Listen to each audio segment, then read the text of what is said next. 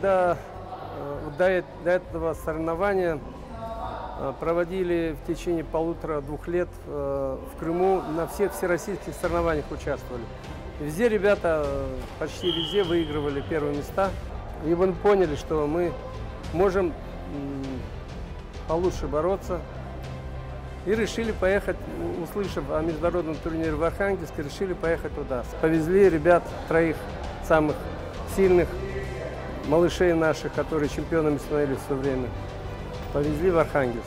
Соревнования были, проведение соревнований были на высочайшем уровне. Сложные соревнования. Я, как опытный спортсмен, переживал, наверное, больше, чем переживали наши дети, потому что уровень соревнований был колоссальный. Съехались дети со всей России, сильнейшей команды России. Приехало 3 страны. Мы поехали, очень ярко заявили. Наши ребята показали очень красивую борьбу, очень яркую борьбу.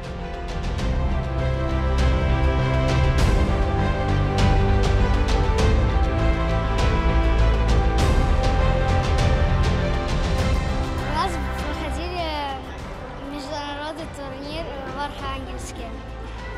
Мы очень долго готовились. Неделю 6 раз. Мы когда туда прилетели, мы летели туда на 2 самолетах. Я занял 1 место. Самая тяжелая схватка была 3-я. Я стал чемпионом в весе 24 килограмма. Удержал Шахманов Эмиль, Республика Крым. Машаллах. Мне 7 лет, и я занимаюсь 4 года на борьбе.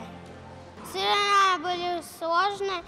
Я одну схватку за выход в финал проиграл, одну схватку заборолся. Потом Бабака меня настроил на схватку, и я выиграл 3-е место. Я хочу стать как Рустем Казаков. Он первый чемпион из крымчанин. И я в 2036 году должен стать олимпийским чемпионом. Я занимаюсь борьбой 1,5 года. Мне 8 лет. Мы недавно полетели в город Архангельск. Я стал бронзовым призером. Было тяжело. В 3-й схватке я проиграл. Я мечтаю стать олимпийским чемпионом.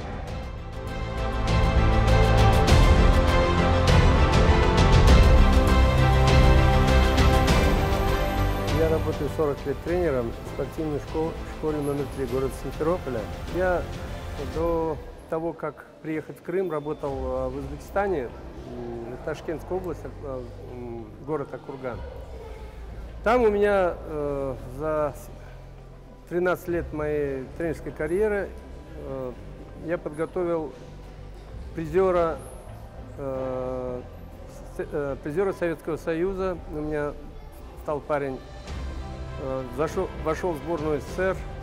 Ну, и было очень много чемпионов Узбекистана. Сейчас вот я опять полный сил, и пошли результаты. То есть в 2012 году у меня стал чемпионом Украины мальчик, потом пошли еще чемпионы, призеры Украины. После этого в России уже чемпион России мальчик стал. И вот сейчас вот новая молодежь растет, новые мальчики появились, которые начали уже бороться по-настоящему.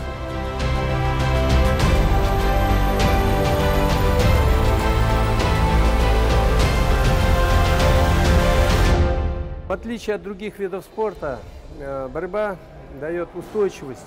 У него развивается очень большая сила, он вынослив, он терпелив, он гибок, он ловок.